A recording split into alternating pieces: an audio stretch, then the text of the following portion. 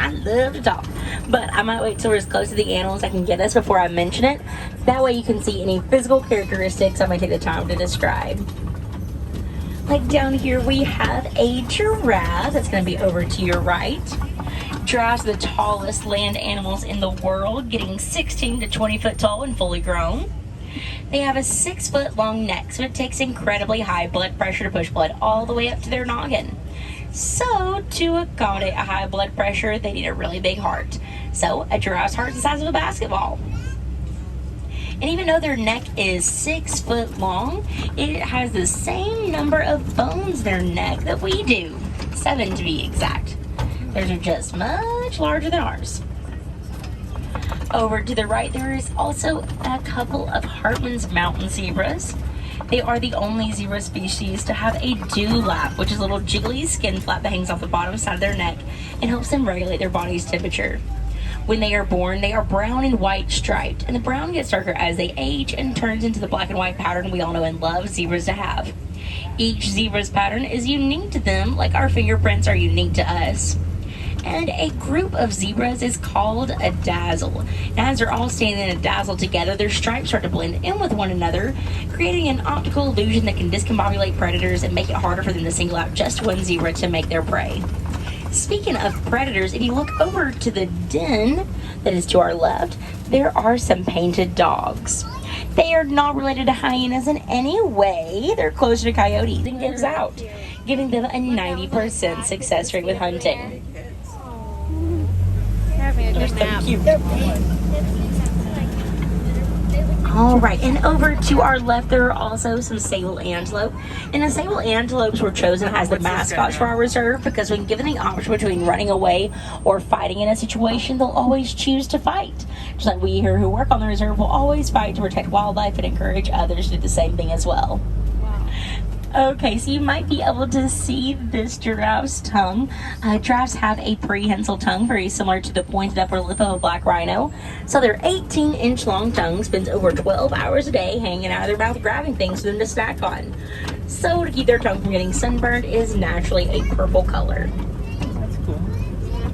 On either side of the path, these are termite mounds made of mostly saliva and mud. Once they bake in the hot Savannah sun, they get as hard as concrete and make really good scratching posts for large. They also do this thing called pronking where they bounce up and down really quickly like a kid with too much sugar. And y'all know that Disney sugar, it just hits different sometimes. But they can bounce about 200 times before getting tired, and as they bounce, they secrete a sweet smell from their chest that kind of smells like cotton candy. We're just gonna let her cross the road real fast. Keep going. Okay. Nope. Dancing in the streets.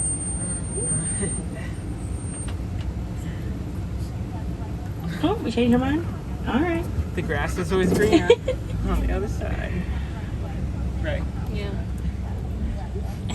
Okay. Her tail looks like As you can tell, the animals around here are the bosses. Cute. The largest land animals in the world. Full-grown females can get to be about 7,000 pounds, and full-grown males can reach 14,000 pounds. They are huge.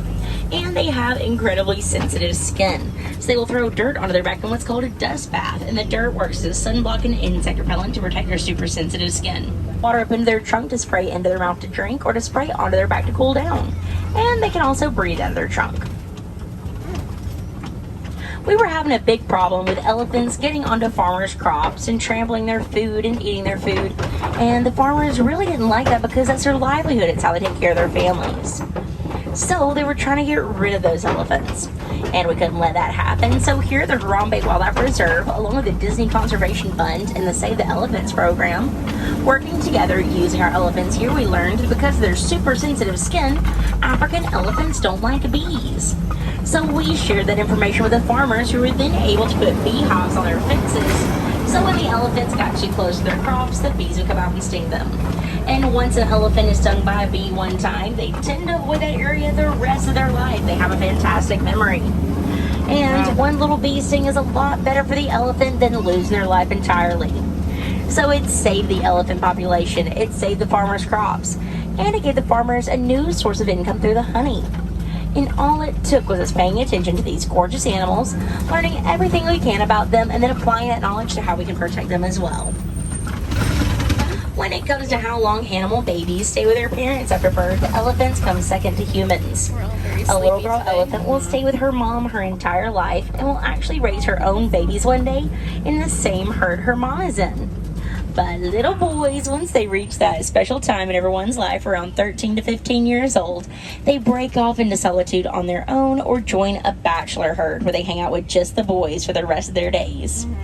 In a herd of females like this over here, there can be anywhere from 2 to 40 full-grown adult ladies along with their babies.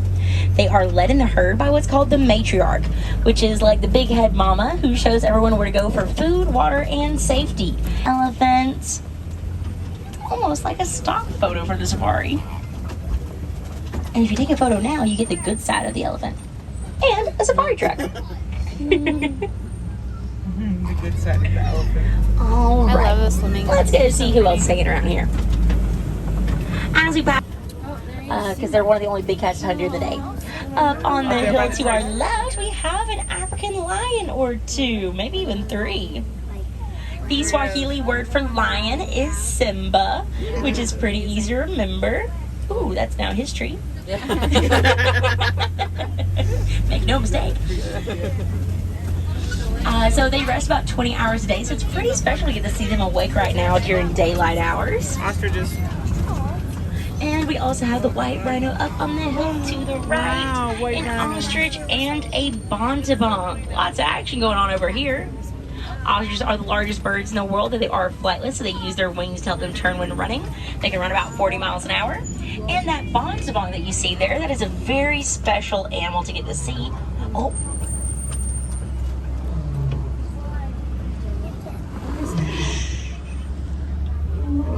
Make sure we're staying seated. Thank you.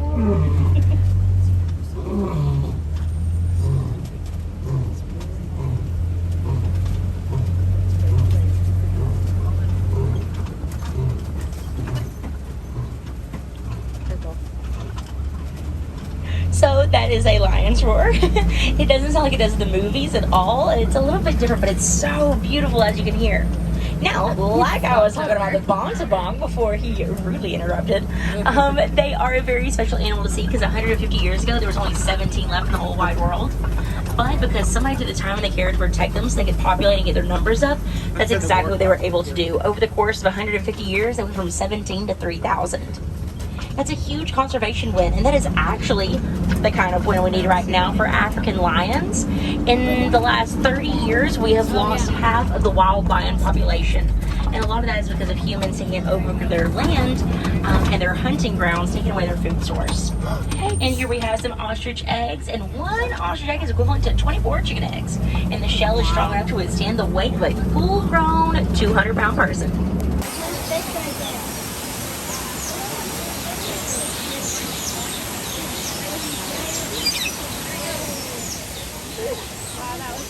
That bird needs that stick, doesn't it?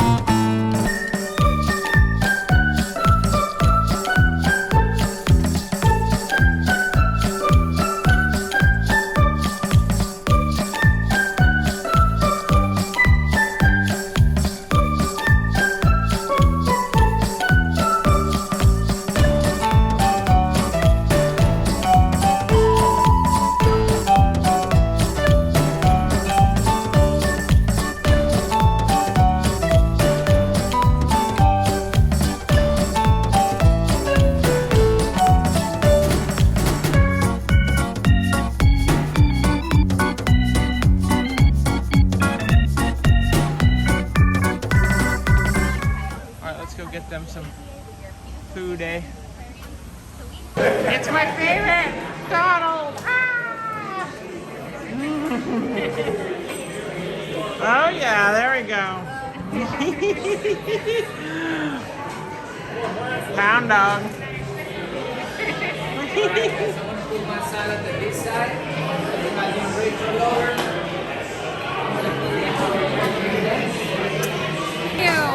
Thank you. We love you, Donald. Come on, bring it in, Chloe. There we go. Oh!